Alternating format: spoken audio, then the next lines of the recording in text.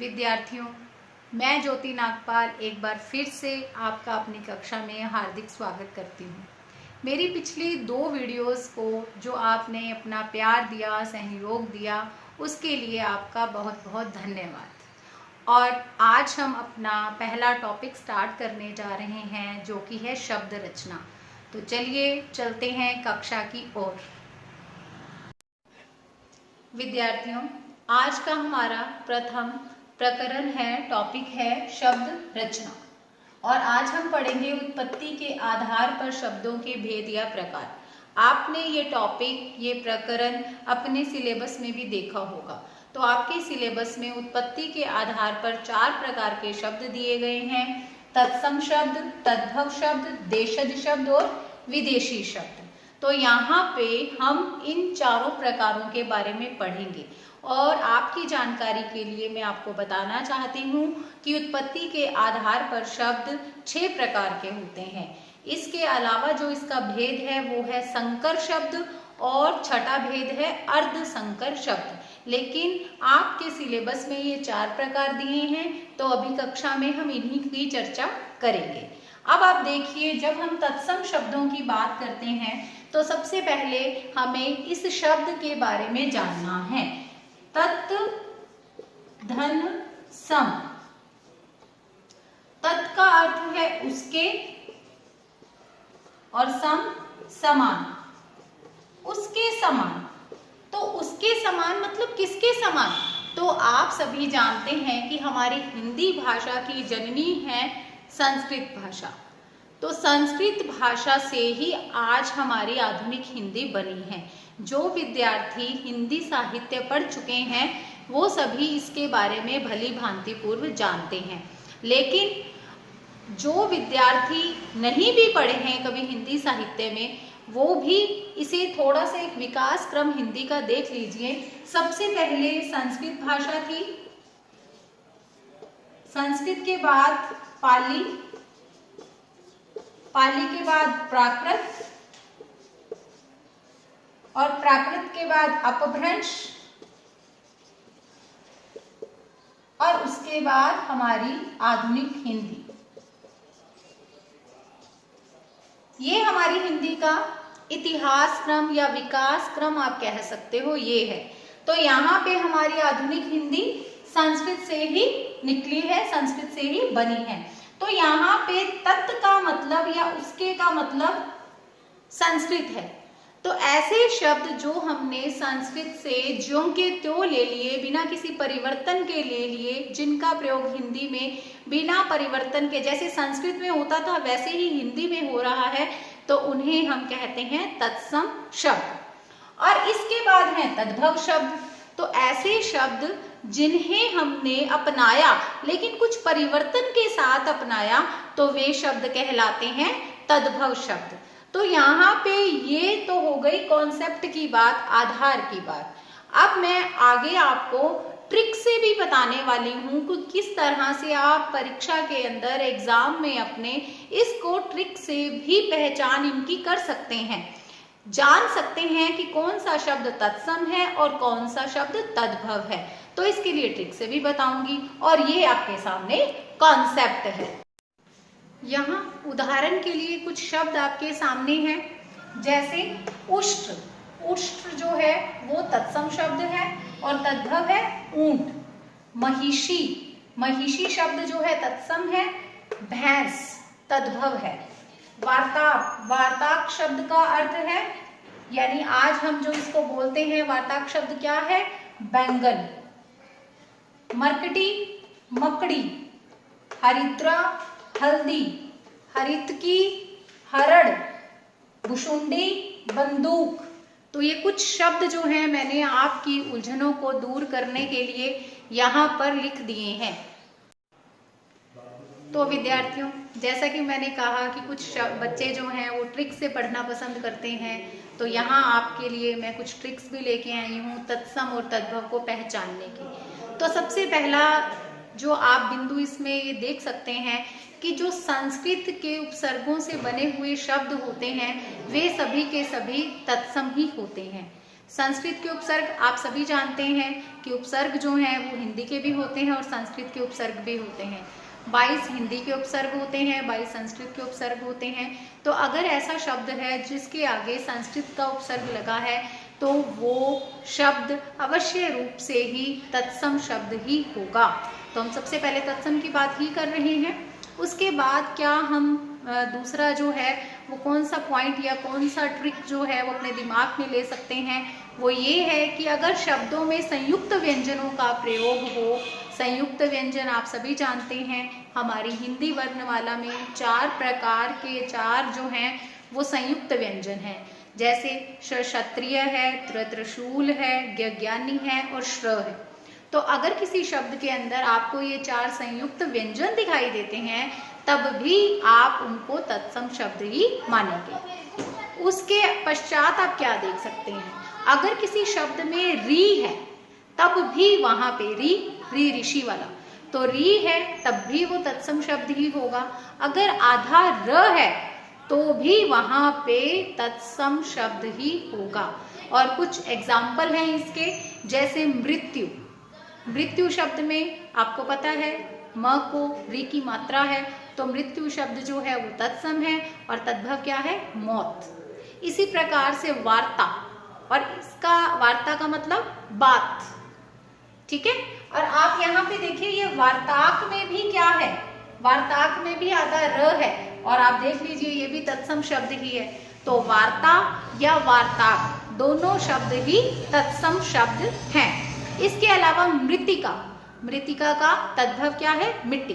तो इस तरह से आप इनसे भी आइडिया लगा सकते हो। अगर आपको किसी शब्द में री ऋषि दिखाई देता है या आधा र दिखाई देता है तब भी अधिकतर वो शब्द जो है वो तत्सम ही होगा। उसके बाद कुछ चेंजेस आपको दिखाई दे रहे हैं, जैसे व ब में चेंज हो जाता है। व वाला अक्षर तत्सम होगा, ब वाला अक्षर तद्भव होगा। श जो है वो स में चेंज हो जाता है। श में जो शलगम वाला श है वो चेंज हो जाता है स में। तो कुछ उदाहरण हैं इनके, जैसे वर्षा शब्द है वो बरसात में चेंज हो गया, वानर शब्द है बंदर में चेंज हो गया, वर यात्रा शब्द है और वो बारात में चेंज हो गया। फिर इसके अलावा श वाला देखते हैं, श्वसुर और क्या बन गया, ससुर। शुंड, सूंड, श्यामल, सांवला। और ये सारे एग्जाम्पल जो हैं ये आपके तत्सम को पहचानने में आपकी हेल्प करेंगे, मदद करेंगे, एक ट्रिक है ये। इसके अलावा तत्सम के बारे में कैसे हम अंदाजा लगा सकते हैं, एग्जाम के अंदर आइडिया लगा सकते हैं, कई बार ट्रिक भी काम आ जाती है एग्जाम के अंदर। तो देखिए अगर आपको अनुस्वार युक्त शब्द दिखाई दे तो वो अनुस्वार युक्त शब्द भी कैसा शब्द होगा, तत्सम शब्द ही होगा। जैसे अंधकार शब्द है, जैसे पंच शब्द है। अब हम बात करते हैं कि तद्भव शब्दों की पहचान कैसे की जा सकती है। तो तद्भव शब्द वे होंगे जिनमें वो शब्द जो है वो बना होगा हिंदी के उपसर्गों से। जैसे कि पहले मैंने आपको बताया कि अगर कोई शब्द संस्कृत के उपसर्गों से बना है तो इसका मतलब वो है तत्सम। तो इसी तरह से अगर कोई शब्द हिंदी के उपसर्ग से मिलकर के बना है तब वो क्या होगा, तद्भव शब्द होगा। तो पहली पहचान तो इस प्रकार से की जा सकती है। उसके अलावा दूसरी चीज कि हम अगर गिनती को लिखते हैं शब्दों में तो केवल एक को छोड़ करके बाकी सारे के सारे शब्द जो हैं वो कहलाएंगे तद्भव। जैसे 2, 3, 20, 100, 50 ये सारे के सारे शब्द जो हैं वो तद्भव शब्द ही होंगे। इसके अलावा क्या पहचान है, जैसे मैंने अभी आपको बताया कि अनुस्वार युक्त शब्द जो हैं वो कहलाएंगे तत्सम। तो अब चंद्र बिंदु वाले शब्द जो हैं जो कि कहलाता है अर्ध अनुस्वार, तो अर्ध अनुस्वार चंद्र बिंदु वाले शब्द जो हैं वो कहलाते हैं तद्भव शब्द। ठीक है, जैसे दांत है, आंख है, अंधेरा है, 5 है, ये शब्द। और नीचे देखिए यहाँ पे लिखा है एग्जाम्पल के लिए आपको अच्छे से समझाने के लिए, अंधकार शब्द अनुस्वार युक्त है तो वो शब्द क्या है, तत्सम शब्द।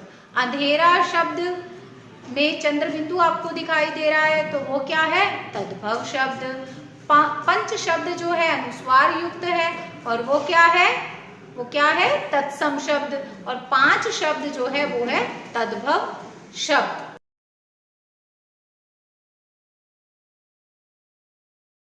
अब हम बात करते हैं देशज शब्दों की। देशज शब्द देसी शब्द। देसी शब्द अर्थात जो क्षेत्रीय भाषाओं से आ गए हैं, जो बोलियों के शब्द हैं, जो मन गढ़ंत शब्द हैं, यानी मन से ही बना लिए गए, जिनकी उत्पत्ति के स्रोत अज्ञात हैं, वे सब शब्द क्या कहलाते हैं? वे कहलाते हैं देशज शब्द। कुछ उदाहरण है इनसे, इन्हें समझने की कोशिश करते हैं। जैसे देखिए यहाँ मैंने लिखा है लड़का शब्द, लोटा शब्द, म्याऊ म्याऊ।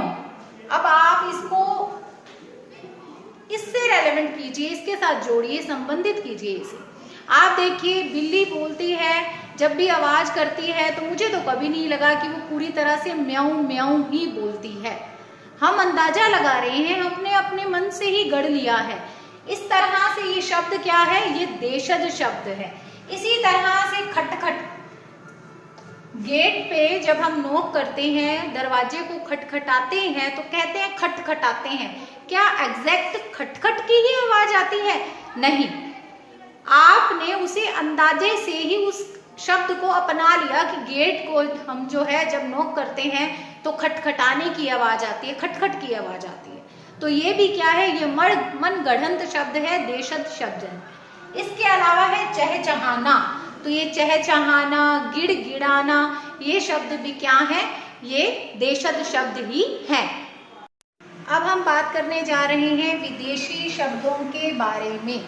विदेशी शब्द अर्थात वे शब्द जो हमारी भाषा के नहीं है, हमने किसी अन्य भाषा से उसे लिया है। यानी वे शब्द जो हमारी भाषा में किसी अन्य भाषा से आए हैं, वे सब शब्द कहलाते हैं विदेशी शब्द। अब इसमें देखिए अंग्रेजी के शब्द, उदाहरण के लिए कुछ मैंने यहाँ पे शब्द लिखे हैं। Office, school, college, uniform, pen, cricket, tyre, scooter, ये हम शब्द रोजमर्रा के जीवन में यूज करते हैं, उपयोग करते हैं इनका। और ये शब्द क्या हैं? ये सारे के सारे शब्द अंग्रेजी शब्द हैं। जैसे अभी मैंने आपको जो है कहा कि हम रोजमर्रा के जीवन में इनका यूज करते हैं, तो यूज क्या है? अंग्रेजी का ही एक शब्द है। तो इस तरह से इन अंग्रेजी के शब्दों को हम अपनी भाषा में, हिंदी में यूज करते हैं। देखिए अरबी शब्द, अरबी में अक्ल, अदालत, आदमी, इज्जत, इनाम, कानून, तारीख, दफ्तर, ये सारे शब्द कैसे शब्द हैं? अरबी शब्द। उसके बाद मैंने लिखे हैं फारसी शब्द, अखबार, आसमान, आमदनी, गुब्बारा, कुश्ती, गुलाब, जलेबी, खून, ये सारे हैं फारसी शब्द। इन शब्दों के अलावा भी आपको और शब्द भी पढ़ने हैं, उनको भी याद करना है। अधिकतर मैंने अभी बताया आपको कि पूछे जाते हैं अरबी, फारसी, अंग्रेजी शब्द। तो अंग्रेजी शब्दों को तो हम पहचान लेते हैं, लेकिन अरबी, फारसी शब्दों को पहचानना थोड़ा सा मुश्किल होता है। लेकिन जब हम बार बार इन शब्दों को पढ़ते हैं, देखते हैं, तो हमें याद हो जाते हैं। इसी तरह से मैंने आपको बताया था कि आपको राजस्थान बोर्ड की किताब में से शब्द रचना को पढ़ना है, तो वहाँ भी आपको बहुत सारे शब्द मिल जाएंगे। तो उम्मीद है कि आज का टॉपिक आपको बहुत ही अच्छे से समझ में आया होगा। तो प्लीज़ जिस तरह से आपने पहले मेरी वीडियोस को लाइक, शेयर, चैनल को सब्सक्राइब किया, तो इसे भी कृपया जो है लाइक करें, शेयर करें, कमेंट करें। अगर आपकी कोई उलझन है तो मैं आपके सवाल का जवाब दूंगी, और इसके साथ ही हमारे चैनल को सब्सक्राइब करें। धन्यवाद।